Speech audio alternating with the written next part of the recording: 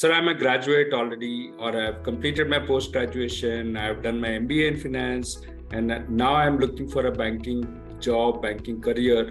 Do I really need to upskill myself? I will try and answer this question. Let's say, in my view, there are 4 very important reasons why you should still do upskilling. And I'll cover one by one, right? So please listen to me very patiently. So let's say if you're applying for a bank job, and imagine I'm a manager in a bank and I'm hiring, let's say 10 vacancies I have, right? What do I look for when I am hiring somebody for the job? What do you think I will look for? The first thing that I will look for is this guy experienced enough? Because somebody coming with relevant experience, he has already done this kind of job elsewhere. I would always give him first preference. Why? Because he already knows the job. It will be far more easier for him to pick up the job once he joins our bank, right? And therefore, he will be able to perform better and perform faster. And that is what, as a manager, I would want, right? So the first thing that I will look for is experienced guy. So let's say out of my 10 vacancies, I am able to find some 5 or 6 good guy with experience. So I take them first, right? What do I do with the balance 3, 4 or 5 of them, right? The next thing that I will look at after the experience part is over is that, okay, this fellow doesn't now have an experience, right? But he has done, let's say, a NISM certification for mutual fund selling. He has done an IRDA certification for insurance. He has done a banking course from some online classroom, wherever. He has done some banking course. Now, all these are relevant for the bank, right? So I will look at somebody like that. And there are quite a lot of such people also available in the market today, right? Because there are various training companies. You have heard of Times Pro, you have heard of Manipal, you have heard of NIIT. There are many other, like BygC, there are many other training companies which provide these kind of trained resources, right? So then I look for those kind of guys. So let's say I found some 3, 4 more people like that. I still haven't filled up my last, let's say 9 vacancies haven't filled up. There is 1 more vacancy left. What do I do with that 1 more vacancy? Then I will look at somebody who is a fresher, right? So it is not like freshers don't get a job. Freshers will get a job, right? Freshers get job in 2 different ways. One, many banks go to campuses and do campus hiring. If you happen to be one of those people who got hired in a campus, very good for you, right? It's a good start to your career. So that's one good way that a fresher can get. So that's the single largest way that freshers get hired in a bank. The second way is these kind of situations. Like I said, there are 10 vacancies. I am able to find 5 experienced people, 4 otherwise trained and certified people. So still I have 1 more vacancy. So what do? I go for somebody who is a smart fresher, right? So therefore a fresher gets a job. Now, what does this mean? Basically, as a fresher, if you have not been placed through the campus, right, then you are fighting for that 1 vacancy out of 10. Right? So if you, in fact, are experienced enough, or you have some certifications done, which is relevant for the job, your chances of getting hired will go up almost 9 to 10 times, right? Because you can then work for 10 vacancies. You are eligible for 10 positions. But as a fresher, you might be only considered for the 10th position, only 1 vacancy, right? So your chances of getting selected for the job will go up quite substantially. And that is a very big positive why you should do some upskilling course, right? Because it will give confidence to the interviewer that here is a right guy, let me hire him for the job. So that is one major benefit. So keep that in mind. Second, what is the second major reason why you should do this upskilling course? So let me frame that situation little differently. So we told about the 10 vacancies and I got 9 people through experience or some skill course that they've done. Only 1 I hire as fresher. Another way to now look at this same situation is that if you are just fighting for that 1 vacancy out of 10, which is 10%, right? Chances of you getting delayed, as in it takes a lot longer for you to get a job. So let's say if you were otherwise able to get a job because you are skilled or you are experienced in say 1 month's time, it is quite possible that this may take you another 9 more months, maybe 10 more maybe 8 to 10 months more to get a job as a fresher without any training, right? Now, there is a big cost attached to this waiting. Let's imagine that. So as a fresher, when you join a bank, the overall income that you can hopefully earn will be in the range of some 30 to 40, 50,000 rupees per month. Not because of just salary alone, because most of these jobs will come with very good performance incentives also, right? It is very easy to imagine that somebody can get a job of 20,000, 25,000 salary and another 20, 30,000 rupees as incentives in a month. So that's about 50,000 of income. Imagine if you are getting that job got delayed by 8 months because you are a fresher, you are untrained, and you are still searching for that one vacancy. 50,000 rupees per month for 8 months. What does it mean? The loss is of 4 lakh rupees, right? So this comes at a cost to you, and please appreciate that cost. It is not just when you spend money that you're losing money. When you're not earning money, that is also a loss, right? And it's a big loss, 4 lakh rupees, right? Imagine, okay, forget about the incentives and other things. Let's imagine you're just a graduate and you will get, let's say, the smallest job, entry-level job that a bank has to offer, which may give you some 15,000 salary, right? Even at 15,000 for 8 months, that is almost 1.2 lakhs, 1.2 lakhs of lost income. So there is a money impact in terms of the impact on the money that you could have earned because of this delay involved. So that's like the second way that you will lose out if you don't do upskilling. Correct? I'll put across a third way. And what is the third way? That, okay, when you join a bank, right? Let's imagine you are a smart fresher and you are also a little bit lucky and you got through a bank job pretty quickly, right? You got the job. Now you are in the bank rules. What happens? What happens to every new employee who joins a bank? He or she will be on probation for a period of 6 months to 1 year, typically 6 months, right? So what does a probation mean? Probation is a time when you are supposed to do your job well and you are supposed to learn, get yourself trained and start performing. And the manager will keep a close watch on your performance, right? Only after the probation period is over, the manager will decide whether to confirm you on the job or not, right?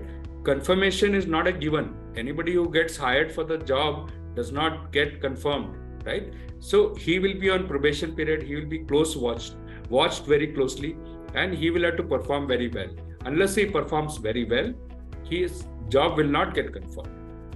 Now, once you join a bank, the bank will give you typically a 1 week long training program, which is a standard across most banks. They will give you a 1 week training program once you join the bank, right?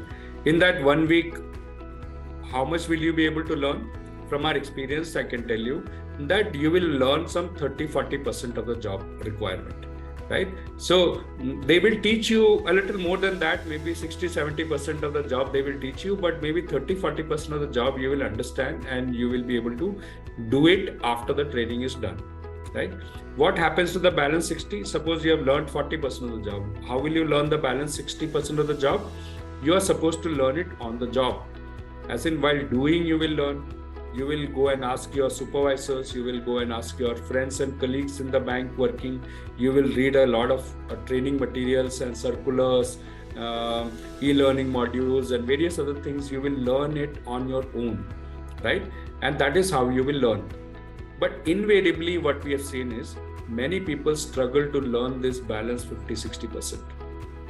Either they don't get the time to learn, or even if they get the time, maybe the bank hasn't provided the right environment for you to pick up. As in, you don't necessarily get the right guides in the branch. There are not enough people who are supporting you to learn it faster and better, right? For many reasons, you find it very difficult to pick up the balance portion. At the same time, you are also expected to start performing.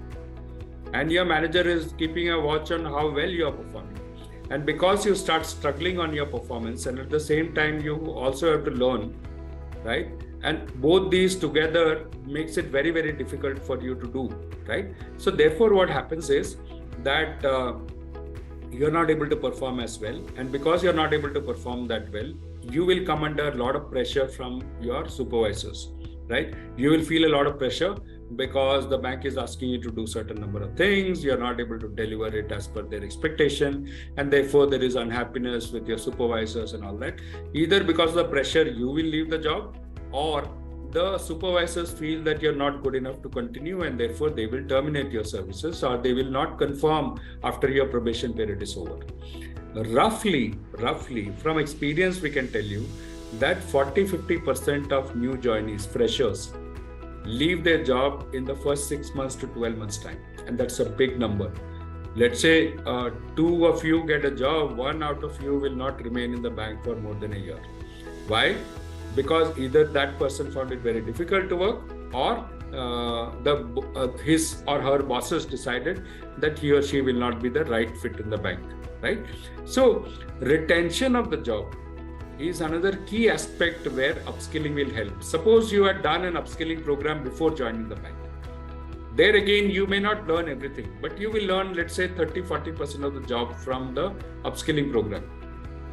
After that, you join the bank. Bank gives you a training program. You will get to improve your knowledge by another 30-40%. Suppose you had already learned 40% in the upskilling course, another 40% you learn in the bank training, that makes it 80%. That's like you've covered a substantial gap, right? The balance is only 20%, which you can always keep picking up very fast once you're on the job, correct? So that is one more big help for you. And that's a big help. Understand that 40-50% is a very high number, the kind of people who lose their job in the first 6 to 12 months, right? So there's no point in you getting a job and in 6 months time you're out of the job and then you're looking for another job. What happens when you go for another interview after 6 months? When you go to another bank interview after 6 months, do you know what the other bank manager is thinking about you? Whatever you may say, the manager is thinking that, oh, this person was not able to perform well in the first 6-7 months that he or she was working in that other bank, right? Therefore, this person had to quit the job. Now, as a interviewer, I will lose confidence in you. I will think, should I take this person?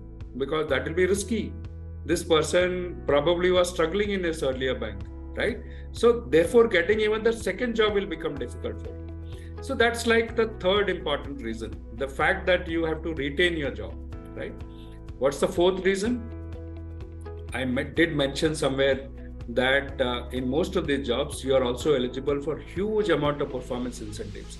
So typically in a bank, the starting salaries when you join as a fresher is not very high. That's in the range of 15 to 25,000 rupees per month, right? Depending upon the kind of college or education background that you have. So once you get in at that salary, but they pay very heavily on incentives when you are young, when you are starting off.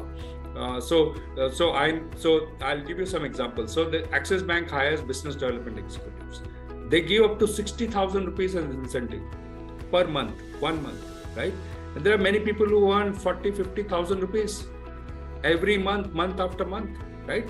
So the ability to earn very high incentives is very high for any banking job. You can earn a lot of money. So let's say even after a few years, you become a relationship manager. Relationship managers can earn incentives which are in the range of, let's say, 40 lakhs in a year, 30 to 40 lakhs in a year, right? Big money. And all these people are able to earn, not all these people are able to earn this full money, right? The gap is because of lack of proper upskilling. You should also know how to do the job well. Only then you will be able to earn the maximum incentive, right? Because you try to save on the cost of this upskilling program, some 30,000 rupees you saved, but every month you may end up losing some 40,000 rupees of incentive, which you could have gained if you had some extra knowledge with you, right? So your ability to earn a lot of money is also getting affected because you don't upskill yourself. So just to summarize, 4 important reasons what I mentioned, why you should do upskilling. 1, you can get a job faster because with upskilling, you are considered, let's say, for all the 10 vacancies, right? So there is a 90% increase in your opportunities that come to you, right? Second, it can be much faster for you, right? Instead of taking 8-10 months to find a job because you're only searching for that one vacancy, now you will get it in 1 or 2 months, right? Because of that, lost salary and money which you could have earned if you were already working, that's pretty big. That's the second point. The third point, even after you get the job, keeping the job is also not that easy, right? Like I said, 40-50% of people actually end up losing their job in the first 6 months to 1 year's time, right? You don't want to be in that. So to retain that job, upskilling is a very key requirement. Number 4, right? The ability to earn incentives depends on your knowledge level. And the more you know, the better you will earn. And why would you want to lose out on all the money that you could earn? So if you combine all the different ways in which you lose out, it's a no-brainer that somebody, whether he's a graduate, postgraduate, anybody, invest in upskilling. The point is not as to what you will do for upskilling. That we can handle later. But do invest something on some of your time, money, effort, everything on upskilling yourself in the field of banking, personal finance, mutual funds, insurance. All these things are somewhere related to the job that you will end up doing in banks, right? So thank you for hearing me out. Thank you.